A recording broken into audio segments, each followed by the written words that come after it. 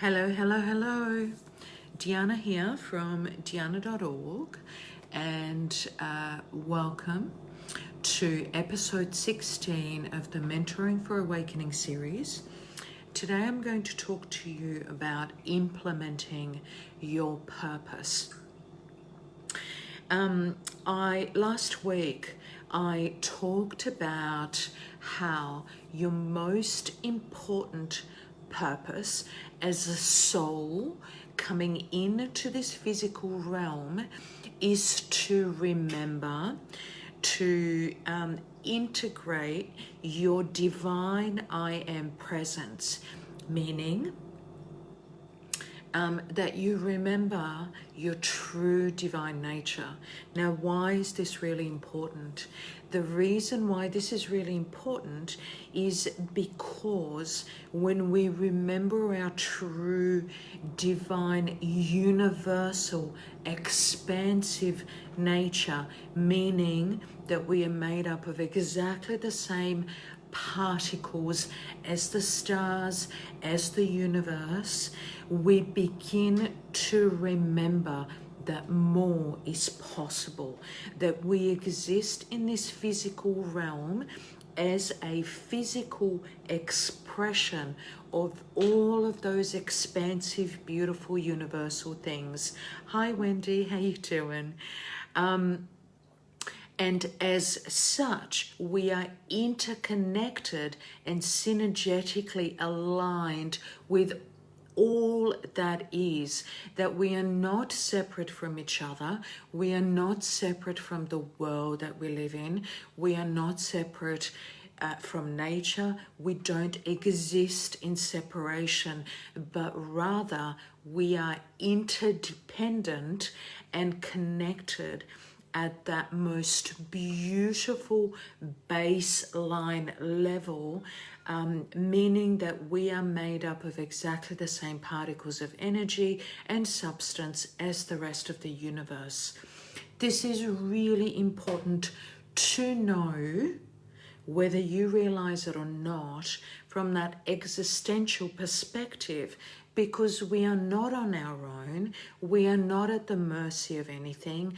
We are creative and creators, just as other beings, just as the universe itself, and therefore just as powerful to create the life that we deserve. So those fundamental ideas lift us out of that survival mode, the survival, that very plain, simplistic survival of the species space, where we can then utilize our divine intelligence, divine unconditional love to propel ourselves into this most beautiful way of living, so that the soul can evolve and experience itself from that more expansive soul perspective here on planet Earth. So this is why this is the most important purpose as you are born on this planet. And this is why so many people are awakening at this time and beginning to question that old paradigm of separation and survival, just very simply survival of the species stuff, like I keep mentioning. So many people are slowly exiting out of that, peeling away layers of that programming, of that conditioning that simply states that you survive by either following the strongest, the richest, the most powerful, or you go into battle, into war with someone, masculine energy, wounded masculine energy, and you get one or two over somebody else because you want to win and somebody has to lose. We are peeling away those layers of more recent human history, certainly the age of Pisces, that patriarchal way of being. So, how do we begin to peel away these aspects of self? There's a lot being talked about this already, and it's really, really quite relevant because there's more and more people waking up to these new ways of being, even if they don't quite call it that language or they don't quite understand what's going on. So, a way to do this, right? A way to propel this purpose of remembering our true nature and our divine self is to slowly move the energy from being propelled outwards, reinvesting the energy and the focus back into ourselves. So what we're basically doing is we're bringing our awareness back into the body, and as we do that, we begin to rebuild the relationship we have with ourselves. We are rebuilding aspects of our awareness, meaning we begin to realize that our mind is not separate from our body, that our body is not separate from our emotions, that our energy that is created in every single second that we breathe is interconnected within as well as then without. The starting point is always within. We miss that when the focus is outward. In this world, in this old paradigm world, the focus is usually on outside things. We are distracted by too many outside distractions and let's say goals, programs, conditions that are put upon us about, more money and, that social conditioning stuff. I don't have to tell you. There's also the familial, as in the family of origin stuff that we are distracted with. But essentially, as we go through the trajectory of our life, as we begin to wake up, what we do naturally is we begin to take our energy back and reinvest this energy. Sorry, I feel like I've cut off my head. I'm not sure if that's any better, but okay. We are reinvesting the energy back into ourselves, back into our own awareness. And as we begin to rebuild that relationship and awareness within ourselves, we begin to suddenly pick up those really important cues that are coming to us from within, those amazing messages that are coming in from our soul, from our heart, from our mind, about all sorts of different things. So this is why part of something that happens quite commonly in terms of ascension symptoms is that your diet begins to change. Sometimes it affects even sleep patterns. All sorts of different things begin to shift at the physical level as well as the emotional and mental level, because you suddenly understand that your body is talking to you. And so you begin to pay attention to that richness of the inner world, and you move your focus inward and you shift the amount of energy you expel outwards towards others.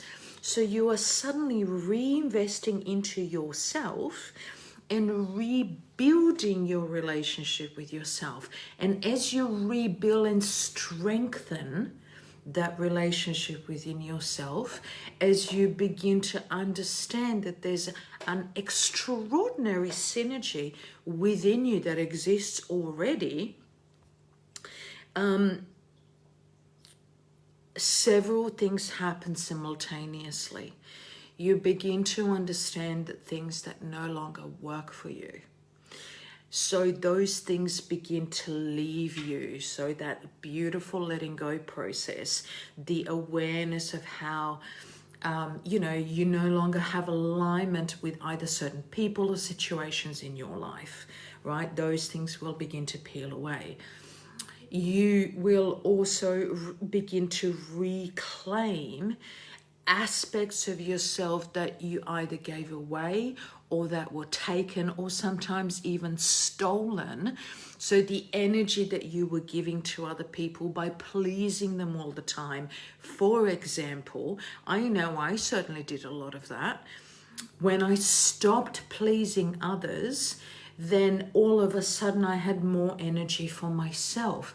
I had more time for myself. I had more self-respect and therefore more self-love.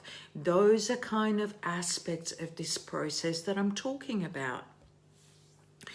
And then going back to this idea of a purpose, once you start to have more energy within yourself, once you begin to be more in alignment with your own truth and with what's really going on within you, then all of a sudden, like I said, you begin to hear, intuit, or feel. Those are all the clairs that happen. And quite commonly one of the clairs would usually be a little bit more, like for example clairvoyance or clairsentience. What's the third one? Clairaudience. So when you hear messages from within in the form of sound or words. So one of them would usually be a little bit stronger than the rest, and then eventually you sort of develop and equalize those messages that are coming through to you from within. So as those aspects of you sharpen and as you become aware of how everything is connected, suddenly the road forward that is meant for you in the form of your actual practical day-to-day purpose becomes more clear. And that can be literally anything.